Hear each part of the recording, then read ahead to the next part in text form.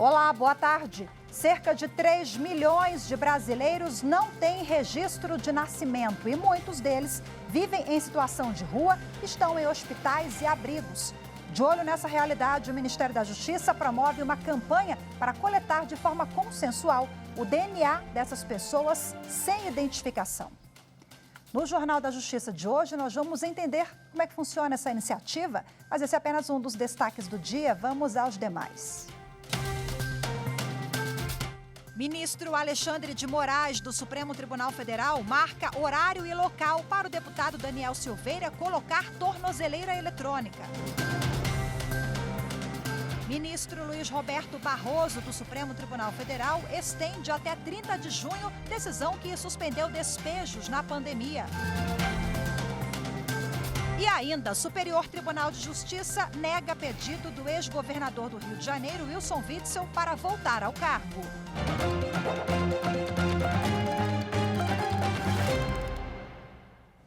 O ministro Alexandre de Moraes, do Supremo Tribunal Federal, marcou horário e local para o deputado federal Daniel Silveira colocar a tornozeleira eletrônica.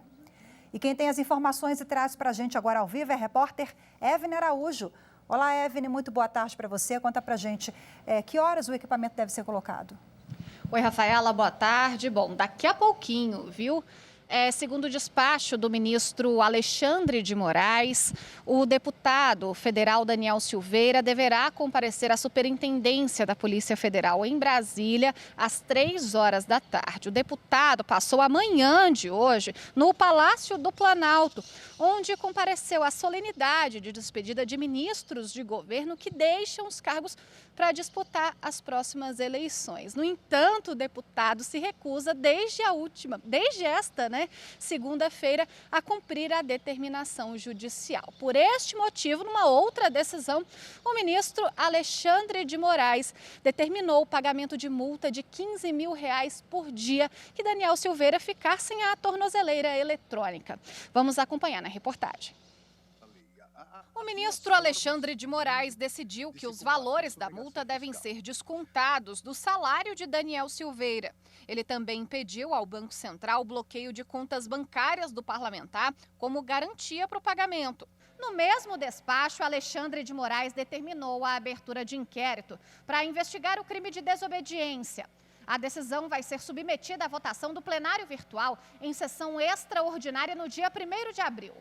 O ministro mencionou que, além do frequente descumprimento de proibições impostas a ele, como não ter contato com outros investigados, Daniel Silveira tem usado a estrutura da Câmara dos Deputados para se esconder e não colocar a tornozeleira eletrônica. Para o relator, a atitude ofende a dignidade do parlamento ao tratá-lo como covil de réus foragidos da justiça e a medida é mais drástica do que aquela prevista em decisão judicial. Daniel Silveira é réu no Supremo Tribunal Federal acusado de atos antidemocráticos e ameaças às instituições. O STF abriu ação penal contra o deputado em abril do ano passado. O parlamentar responde por prática de coação no curso do processo, incitação às Forças Armadas contra o Supremo e tentativa de impedir o livre exercício do Poder Judiciário. O presidente da Corte, ministro Luiz Fux, marcou para o dia 20 de abril o julgamento do caso. O Superior Tribunal de Justiça negou o pedido do ex-governador do Rio de Janeiro, Wilson Witzel, para voltar ao cargo.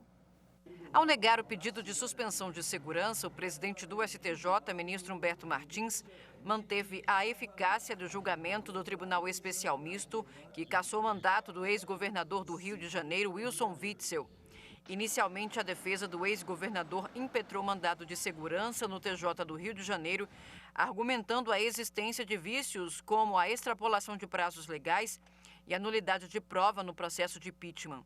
Mas, por entender que o mandado de segurança não pode ser usado para impugnar decisão que transitou em julgado, o desembargador relator do caso extinguiu o processo sem resolução do mérito. No pedido dirigido ao STJ, a defesa de Wilson Witzel alegou grave lesão à ordem pública e à ordem jurídica e requereu a suspensão da decisão que extinguiu o processo e a sustação da eficácia do julgamento do impeachment com o seu retorno ao cargo até o julgamento definitivo do mandado de segurança. O ministro Humberto Martins considerou que, por não exercer cargo público, Wilson Witzel não tem legitimidade para ajuizar pedido de suspensão em defesa de interesses públicos. Além disso, explicou que a suspensão de segurança não tem natureza jurídica de recurso, não podendo ser usada para eventual reforma de decisão. O ministro registrou ainda que, de acordo com os autos, durante toda a instrução processual, foram asseguradas ao requerente as garantias constitucionais da ampla defesa e do contraditório. A Polícia Federal, com autorização da Justiça, deflagrou a Operação Compliance para combater fraudes em contas de 150 órgãos municipais de todo o país. Segundo a PF, os criminosos efetuaram diversas transferências bancárias para laranjas e pagamentos de boletos com código de barras adulterado. Os agentes da Polícia Federal cumprem 17 mandados de busca e apreensão expedidos pela 4ª Vara Federal Criminal de Minas Gerais. As investigações começaram depois de uma denúncia apresentada pela Caixa Econômica Federal sobre supostas fraudes em 150 contas bancárias de órgãos municipais de todo o país. As transações ilegais movimentaram um montante de quase 20 milhões de reais por meio de transferências e pagamentos de boletos com código de barras desviado para contas virtuais. Para tentar driblar a ação da polícia e dar uma origem legal ao dinheiro, os suspeitos abriram várias contas de criptomoedas. Nessa técnica, os criminosos conseguiram contato de tesoureiro, do tesoureiro do município de Porteirinha. E com este contato, encaminharam um e-mail que continha um link, apontando uma suposta atualização cadastral. Após obterem a senha bancária do citado município, os criminosos realizaram diversas transferências bancárias. As transferências dos valores ilegais tiveram como destino contas de pessoas físicas nos estados de Goiás, Maranhão, Paraná e Distrito Federal. 29 pessoas foram indiciadas e, se condenadas, podem responder por crimes de lavagem de dinheiro, associação criminosa e furto qualificado. Veja a seguir, Ministério da Justiça promove uma campanha para coletar DNA de pessoas sem identificação. Vamos entender como isso funciona em instantes. Até já. A TV Justiça, ela tem uma importância singular no papel de distribuição do dever do judiciário perante os administrados, assim como perante os atores do palco da justiça. Ela é objeto de atenção não só de juízes, de membros do Ministério Público, de procuradores de Estado, de procuradores da República e da advocacia, mas também é uma importantíssima ferramenta de comunicação para a população.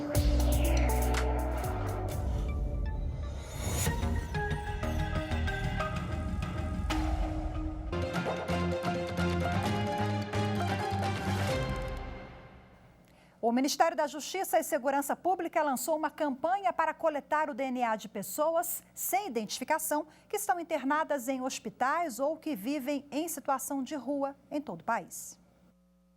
De acordo com o IBGE, cerca de 3 milhões de brasileiros não têm registro de nascimento e, sem a certidão, não consegue tirar outros documentos como CPF e RG.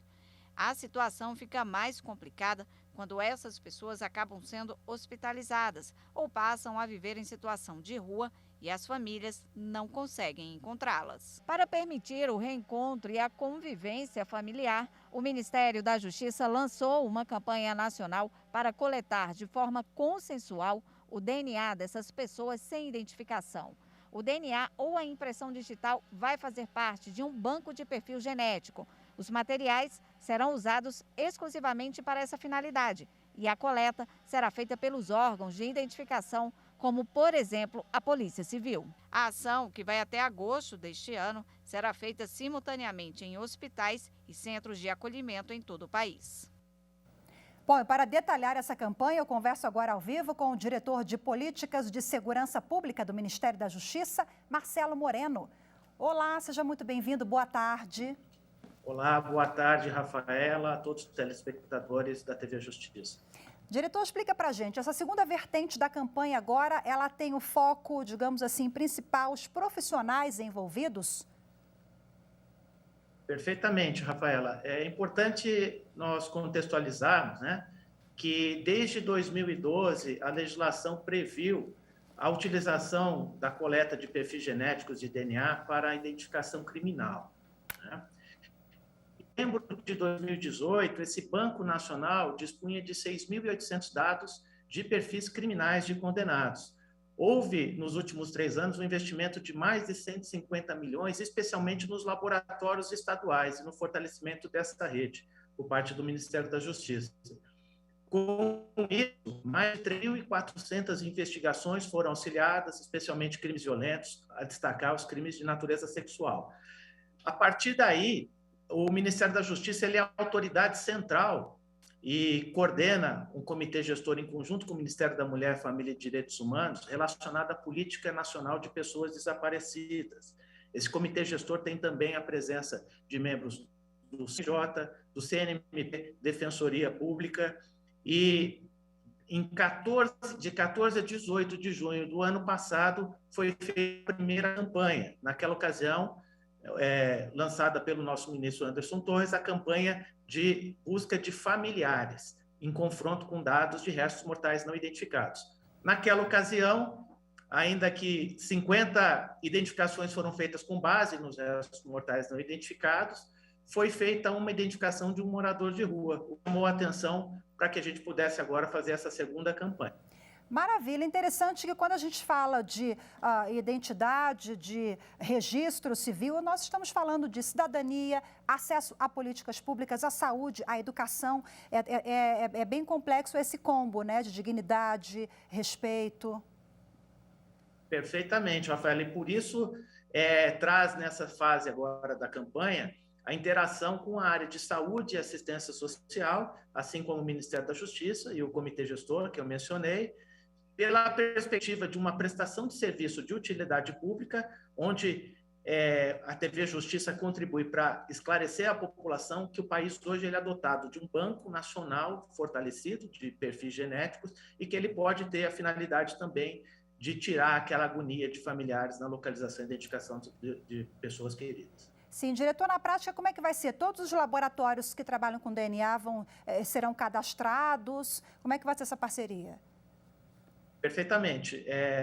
Como o objetivo é articular com as pessoas que estão na rede pública hospitalar, na área de saúde, tanto o Ministério da Cidadania quanto o Ministério da Saúde, por meio dos seus equipamentos, estão em contato com os laboratórios de genética forense, né, as unidades de perícia dos estados, e a partir da identificação de uma pessoa viva, sem identificação num estabelecimento desses, é automaticamente acionada a unidade de perícia local para que possa coletar o DNA, fazer a identificação, para que, em sequência, nós possamos confrontar com um banco de dados de familiares. E aí o poder público é o Estado, o governo, que vai fazer essa procura, essa ponte com a família, e se a pessoa não tiver família, é um trabalho complexo que envolve, eu imagino, a participação de todos os atores envolvidos, né, diretor?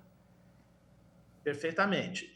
A partir do momento que um agente administrativo, uma unidade identifica uma pessoa viva sem identificação, farão contato, está no site do Ministério da Justiça, no portal do Ministério Justiça/Desaparecidos, a rede de laboratórios estaduais que irá pessoalmente fazer essa coleta nas unidades. Ou, eventualmente, frente a alguma dificuldade logística, agendar a melhor forma para essa coleta. Ok, mais informações então no site do Ministério da Justiça e Segurança Pública. Muito obrigada pela entrevista mais uma vez, diretor Marcelo Moreno. Boa tarde para o senhor. Nós que agradecemos. Muito obrigado. Boa tarde a todos. Obrigada. E você vai ver a seguir no próximo bloco. O ministro Luiz Roberto Barroso, do Supremo Tribunal Federal, estende até dia 30 de junho decisão que suspendeu despejos na pandemia. Os detalhes você confere em instantes. No ano em que a TV Justiça completa 20 anos de existência, nós sabemos a sua importância. Informação atualizada, séria e isenta, com linguagem acessível sobre o mundo do direito na casa de cada brasileiro e brasileira. Assistam a TV Justiça.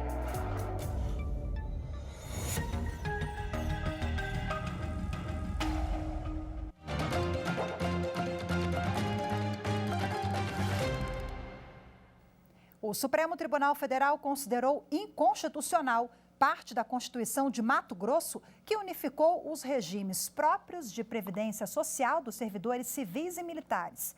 A decisão foi em plenário virtual.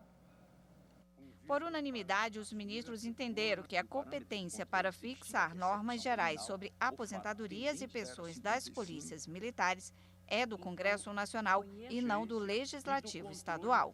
A ação foi apresentada pelo governador de Mato Grosso, Mauro Mendes. Em 2019, a Assembleia Legislativa do Estado acrescentou à Constituição Estadual a unificação dos regimes próprios de previdência social dos servidores civis e militares e fixou idade e tempo de contribuição diferenciados para a aposentadoria de oficiais de justiça. O relator, ministro Alexandre de Moraes, lembrou que o Congresso transferiu para os estados a competência para disciplinar a proteção social dos militares, desde que não sejam aplicadas normas do regime próprio dos servidores civis. O ministro Luiz Roberto Barroso, do Supremo Tribunal Federal, estendeu até o dia 30 de junho a decisão que suspendeu despejos na pandemia. As informações quem traz é a consultora jurídica da TV Justiça, Gisele Reis. A decisão vale para áreas urbanas e rurais. Foi a segunda vez que o ministro Luiz Roberto Barroso se posicionou em pedidos urgentes que foram apresentados na ação que trata do direito à moradia e à saúde de pessoas vulneráveis no contexto da pandemia da Covid-19. Dessa vez, o ministro incluiu as áreas rurais, afastando qualquer distinção entre as populações vulneráveis situadas na cidade e no campo. Manteve a suspensão temporária de desocupações e despejos, de acordo com os critérios previstos na Lei 14.216 de 2021, até o prazo de 30 de junho de 2022, conforme decisão anterior. O ministro também destacou que, embora o número de mortes esteja decrescente, a pandemia ainda não acabou. E citou o plano internacional que reforça as incertezas com o aumento de casos na Ásia e na Europa. Com o objetivo de proteger a situação de pessoas vulneráveis, agravada com as severas condições socioeconômicas atuais, o ministro estendeu as medidas vigentes até esse prazo de 30 de junho para proteger mais de 130 mil famílias ameaçadas de despejo no país. O plenário do Supremo Tribunal Federal retoma hoje os julgamentos da chamada Agenda Verde, que reúne 7 ações sobre o meio ambiente. Nesta quarta-feira, os ministros começaram a analisar 2 ações que tratam do Plano de Ação para a Prevenção e Controle do Desmatamento na Amazônia Legal. O Plano de Ação para a Prevenção e Controle do Desmatamento na Amazônia Legal foi criado em 2004 e tem como objetivo reduzir de forma contínua o desmatamento e criar as condições de transição para o modelo de desenvolvimento sustentável na Amazônia Legal. Em novembro de 2020, 7 partidos entraram com ação no Supremo para que a Corte determine à União e aos órgãos e entidades federais competentes que executem de maneira efetiva o Plano de Ação para a Prevenção e Controle do Desmatamento na Amazônia. Os partidos apontam graves e irreparáveis lesões a preceitos fundamentais, decorrentes de atos da União e dos órgãos públicos federais que impedem a execução de medidas previstas no plano. Um dos argumentos é que, apesar do aumento de 34% nas taxas de desmatamento em 2019 e de estimados outros 34% em 2020, verifica-se queda no número de autuações nesse período. Segundo eles, em 2019, o IBAMA autuou 31% menos do que em 2018. Em 2020, a queda é ainda maior, de 43%. Outros pontos questionados são a inexecução do orçamento disponível e o congelamento do financiamento da política pública. Logo no início da sessão do julgamento conjunto da DPF e da ADO sobre o mesmo tema, a relatora do caso, ministra Carmen Lúcia, fez algumas observações. Com relação ao meio ambiente, especificamente, as instituições são destruídas por dentro, como o cupim, sem que se mostre exatamente o que se passa. Promovem-se políticas públicas ineficientes, ineficazes, não mais se destrói a corte raso, como se diz, porque aí nós temos a destruição inteira da floresta. Mas nos últimos anos o que começou a acontecer foi a destruição por dentro, por isso eu chamei de cupinização. Nas sustentações orais, um dos advogados disse que é preciso impedir o avanço do retrocesso ambiental. Se a gente pegar em dados, Excelência, só a atuação do IBAMA na região amazônica, comparando-se 2018 e 2021, houve uma redução de cerca de 80%. Também foi destacado o resultado do Plano de Ação de Prevenção e Controle da Amazônia de anos anteriores. Reduzimos em 85% o desmatamento na Amazônia entre 2004 e 2013. Isso, na média, significa algo em torno de 20 bilhões de árvores que deixaram de ser derrubadas ao longo desse período. Se a gente puser isso em números de carbono, 5 bilhões de toneladas de carbono deixaram de ser emitidas na atmosfera. E isso foi a maior contribuição histórica de um país para toda a implementação da Convenção de Mudanças Climáticas no período. O advogado-geral da União apresentou dados de operações na região feitas pelo governo federal. Entre outros resultados, gerou 337 prisões, a apreensão de 751 quilos de drogas de entorpecentes, a apreensão de 506.136 metros cúbicos de madeira ilegalmente extraída, 412 tratores, 1.137 máquinas de mineração e serraria, 2.149 embarcações, 20 aeronaves apreendidas, 374 balsas e acessórios de garimpo, além da aplicação de 5.483 termos de infração. A sessão plenária começa daqui a pouco, às 14h, com transmissão ao vivo aqui pela TV Justiça. Hoje ficamos por aqui. Muito obrigada pela sua companhia. Ótima tarde para você. Até amanhã. Tchau, tchau.